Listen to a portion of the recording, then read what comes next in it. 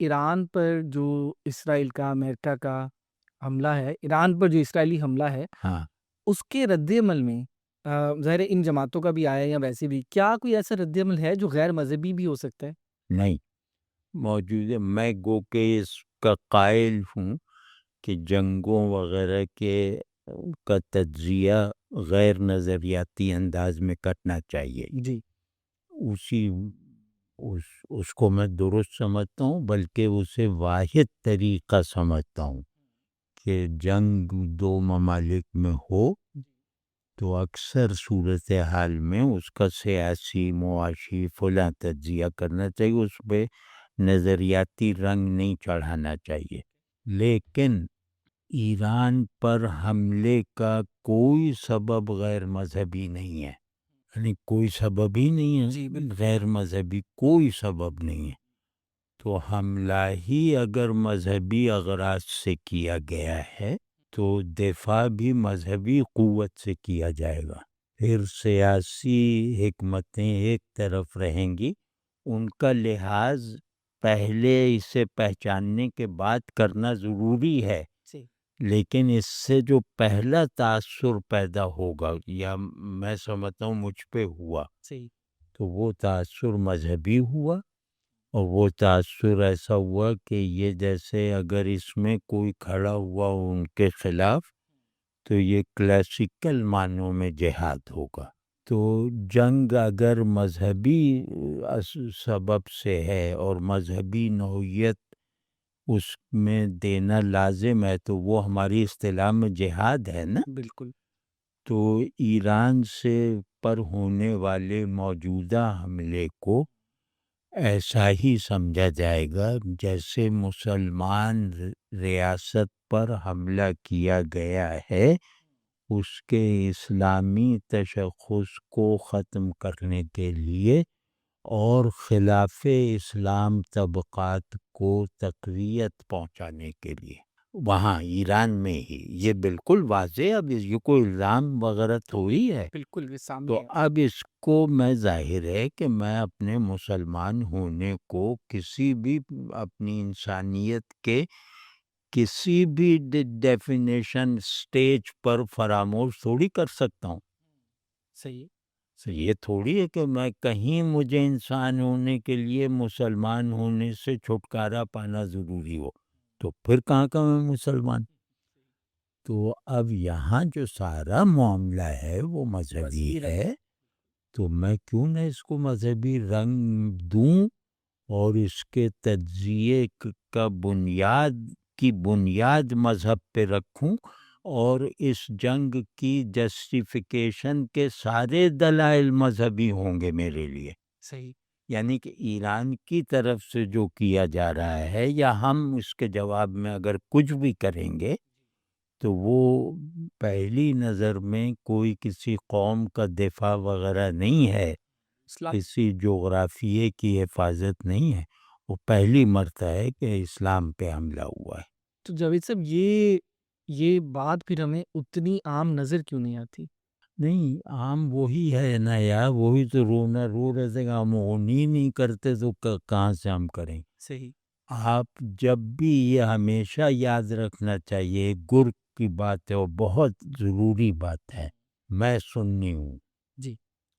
میں تشیع سے بہت بنیادی نوعیت کے اختلافات رکھتا ہوں. بالکل.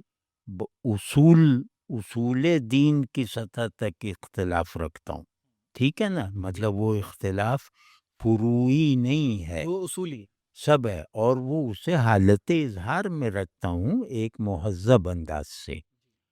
لیکن اگر انہی لوگوں پر حملہ ہوگا مذہبی بنیاد پر، یہ حملہ اسرائیل نے شیعہ ریاست پہ نہیں کیا ہے، بالکل بالکل یہ حملہ مسلم ریاست پہ کیا ہے.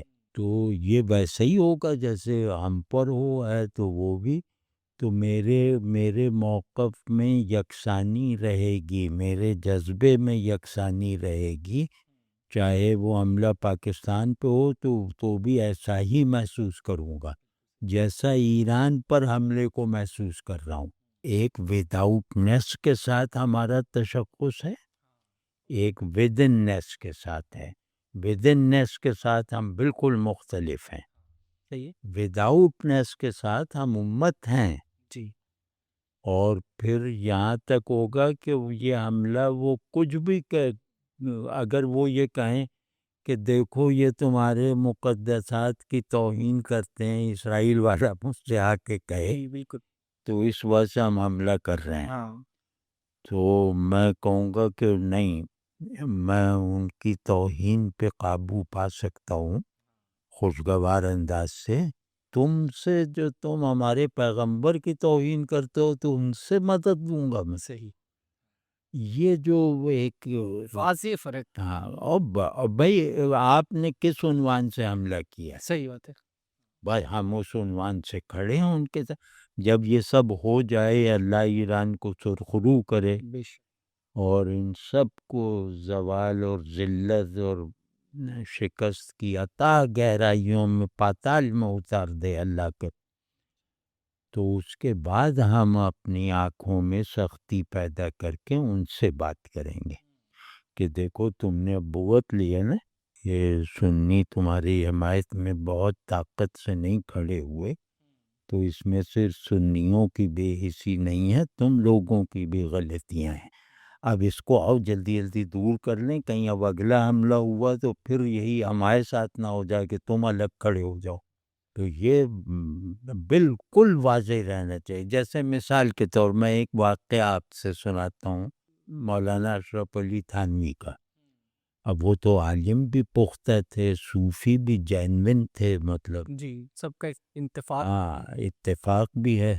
تو میوات میں جہاں سے تبلیغی جماعت شروع ہوئی ہے، تبلیغی جماعت کی پیدائش کا سبب یہ تھا کہ مولانا الیاس صاحب میوات کے تھے نا، کاندھلہ کے، تو وہاں جو ہندو مسلمان ہوئے تھے، یہ سب راجپوت ہوتے ہیں، جی بالکل تو وہ جو ہندو مسلمان ہو چکے تھے سینکڑوں سال پہلے، ان میں ایک تحریک چلائی گئی شدھی سنگھٹن کی، بالکل تو انہیں غیرت دلا دلا کے راجپوتی ان کی ابھار کے انہیں کہا گیا کہ تم کہاں پھنسے ہو، تو وہ لوگ واپس ہونے لگے ہندو، جی واپس ہندو اور بہت بڑی تعداد میں۔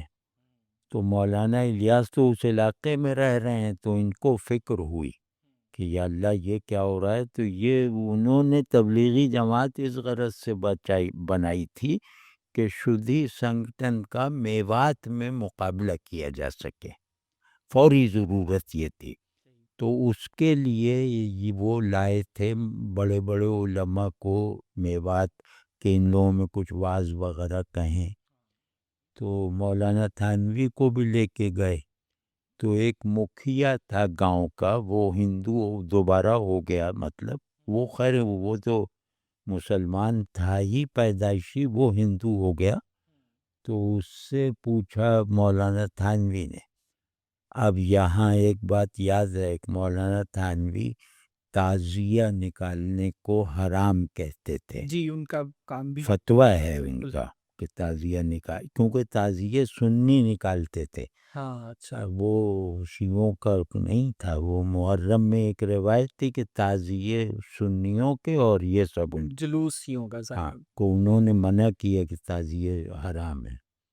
تو خیر اب فتویٰ ایک شخص کا یہ ہے، جی اور وہ لاکھوں لوگوں کا امام ہے اپنے زمانے کے۔ بالکل ایسا تو انہوں نے مجھ سے پوچھا کہ مکھیا سے جو ہے کہ بھئی اب اسلام میں سے بھی کچھ رہ گیا ہے تم لوگوں میں، تو اس نے کہا ہاں تعزیہ نکال لے ہوئے ہیں محرموں میں۔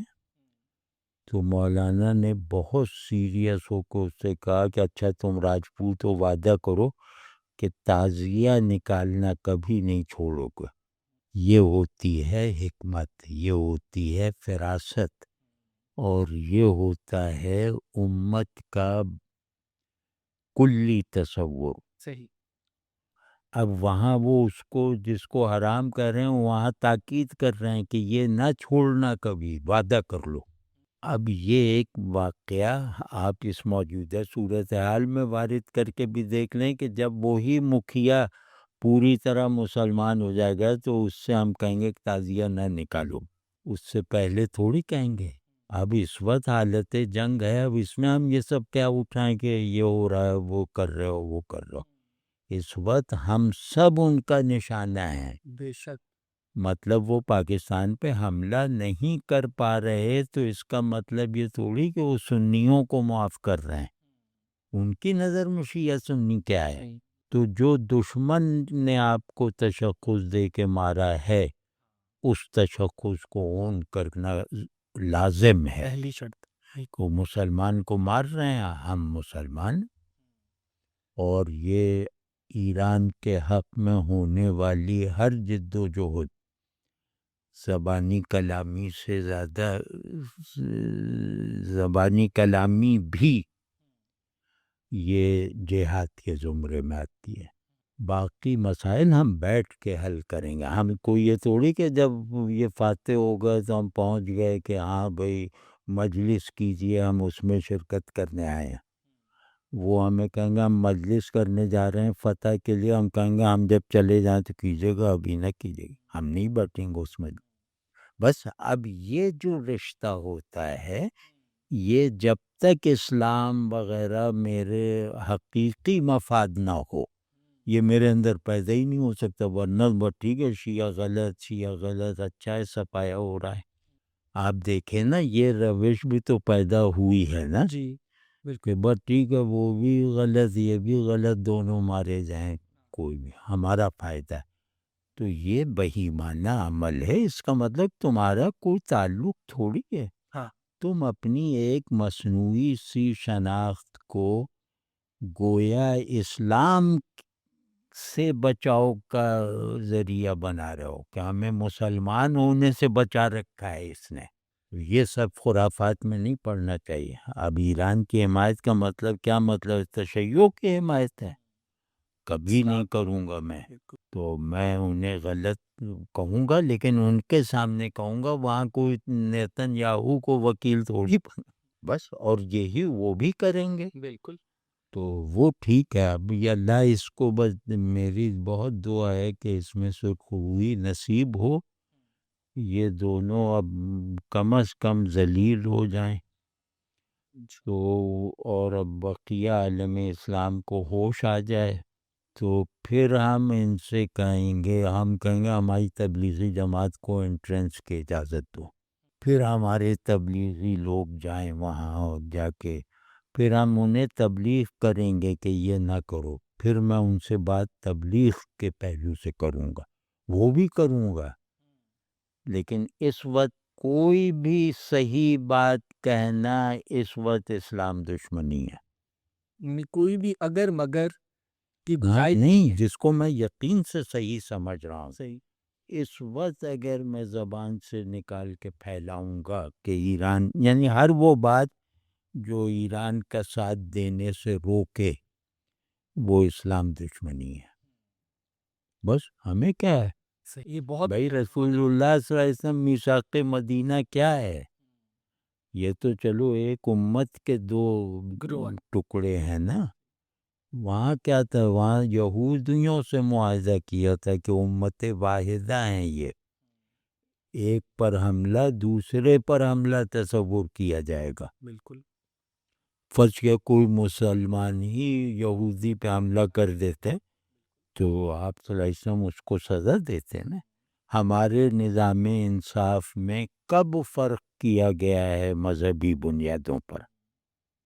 کیونکہ انصاف کی کیٹیگری جیسے ہی اپلائی کریں گے وہاں ہمیں یہی نہیں کہ شیعہ سنی دیکھنا چھوڑنا ہے، مسلمان اور غیر مسلم دیکھنا بھی چھوڑنا ہے۔ بالکل بہت کتنے فیصلے ہیں جو یہودیوں کے حق میں ہمارے خلفاء نے دیے، جی بالکل تو وہ آپ کا، لیکن یہ سب اس وقت ہو نا جب دل میں ہو اللہ اور اللہ کے رسول صلی اللہ علیہ وسلم اور اس دین کے حقائق اور اس کے مقاصد کا شعور، اور اس شعور کے ساتھ جذبات کی وابستگی، یہ سب کہاں ہے؟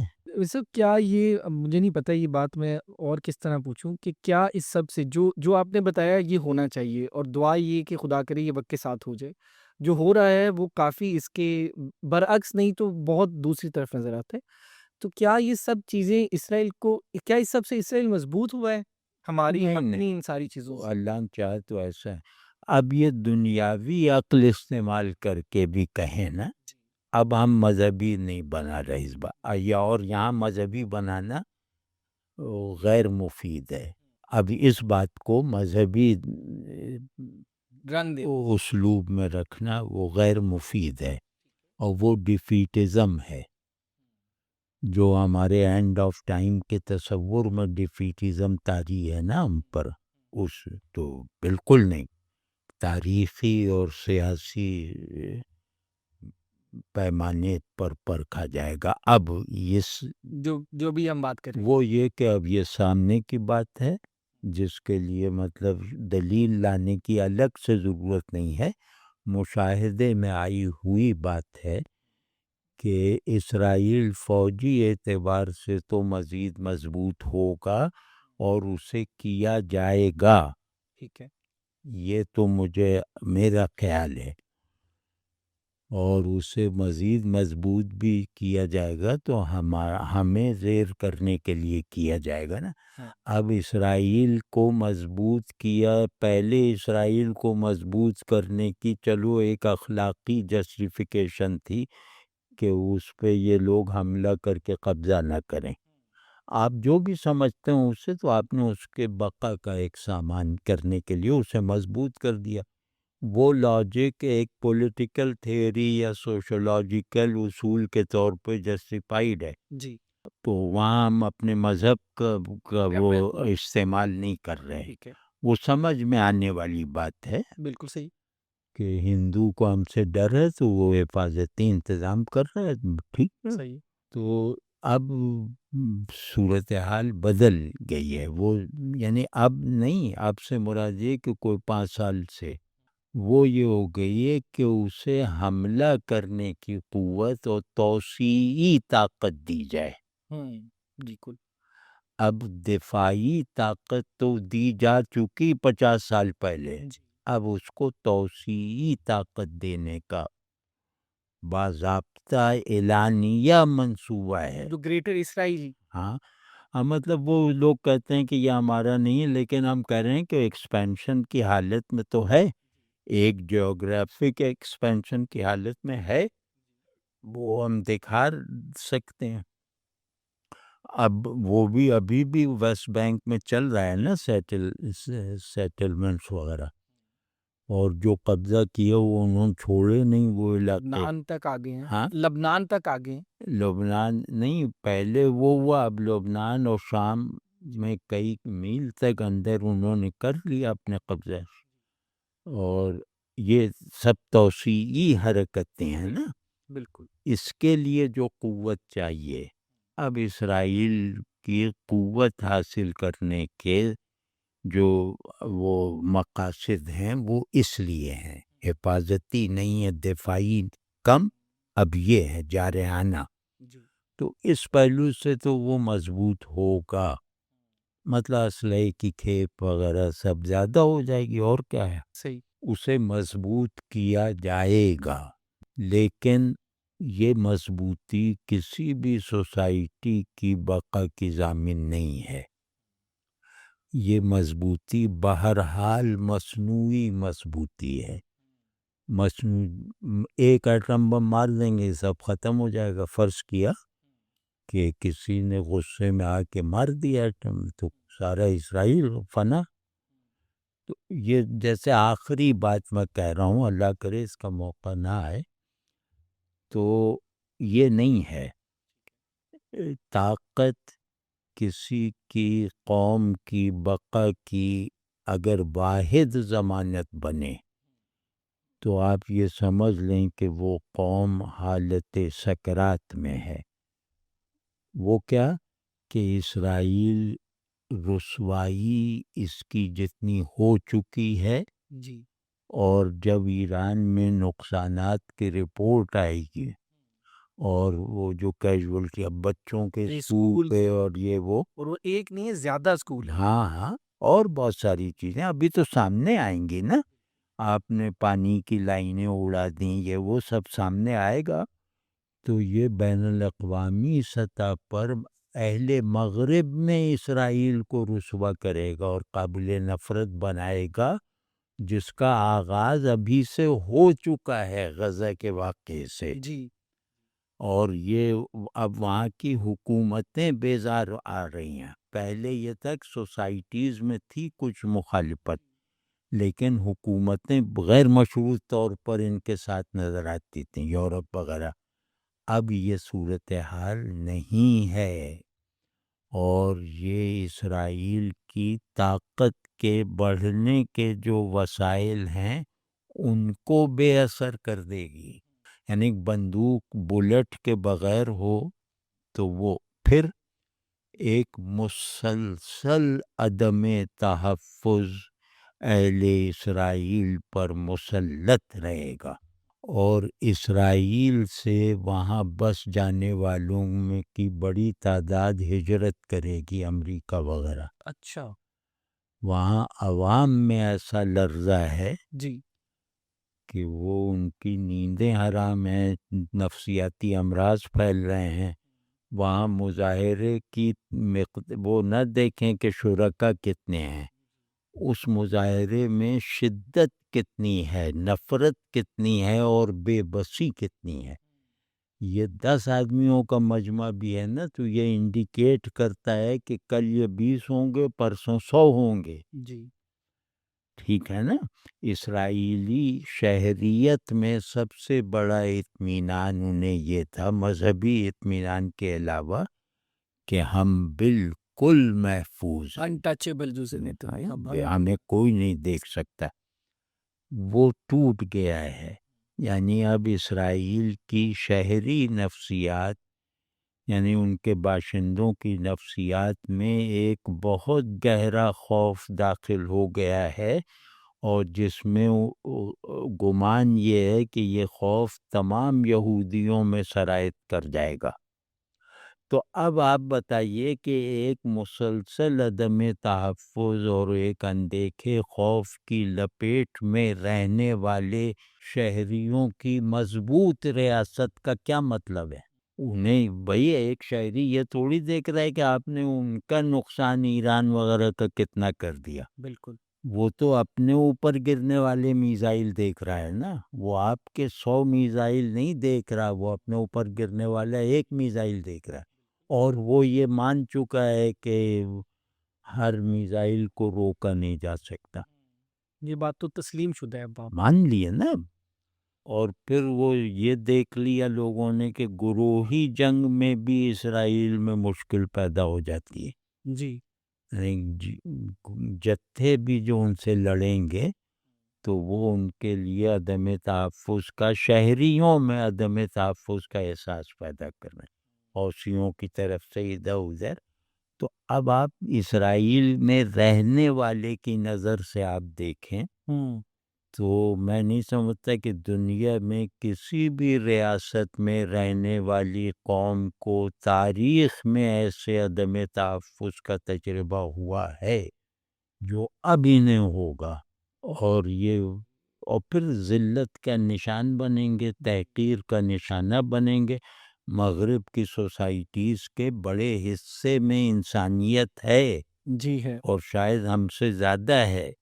جی بالکل تو وہاں جب ان کو بھگتنا پڑے گا نا، تو وہ ظاہر ہے وہ ان سے، ان کی بندوقوں سے نہیں ڈرتا نا امریکہ کا شہری. ہاں بالکل تو وہ تو ان کے اوپر سے نیچے دیکھتا ہے جب اسرائیل کو دیکھتا ہے.